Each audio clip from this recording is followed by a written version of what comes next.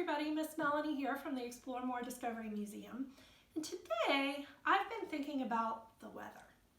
It's spring and the weather's starting to feel warm and it's nice to go out and enjoy the sunshine some days. But then other days in the spring we get lots of rain and sometimes even thunderstorms. They're kind of scary. So it made me start thinking about how do we get these different kinds of weather? Where do they come from and how does it happen? It especially made me start thinking about rain. Now we all know that rain happens in something called a water cycle, right? So there is water in a lake or in a pond and it evaporates, it goes up into the sky, and once it goes up there it condenses and it makes a cloud. And then when the cloud kind of gets too full of moisture, eventually it falls back down to the earth as rain. But how do clouds form? There's moisture in the air all the time and around us, but we don't see clouds everywhere. So there must be something else needed to make a cloud. All right, so I'm going to try this experiment and see what we can find out. You can see I have some liquid in here and it's evaporating, right? All liquid evaporates all the time, sometimes more slowly, sometimes more quickly. But this is evaporating into the bottle. But if you look, we can't really see anything. There's no cloud there, right? And that's because there's something else missing here. And I'm going to show you a demonstration and then explain to you what's missing. All right?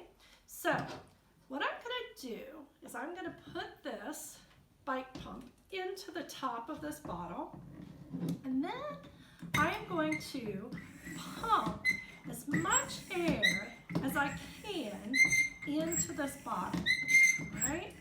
So, that's about all I can do. Now you can see right now this bottle is full of lots of air. That means it has a lot of pressure inside of it. It's got high pressure.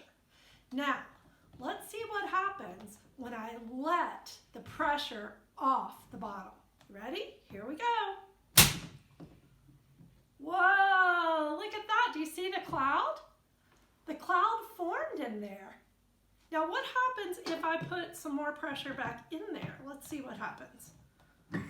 Oh, the cloud went away immediately. Look at that. So again, here where I have, oh, it's noisy. Here where I have high pressure in the bottle, no cloud, it's clear. But when I let the pressure out and we have low pressure, again, you can see there's a cloud in there. Now, what does that have to do with clouds and weather? Have you ever heard a weatherman say, oh, it's high pressure today and we're going to have sunny skies? Or maybe you've heard them say, there's a low pressure system moving in and it's going to be cloudy and rainy. That's because when we have high pressure in our atmosphere, clouds don't normally form. We have clear blue skies. But when we have low pressure, clouds form and we kind of have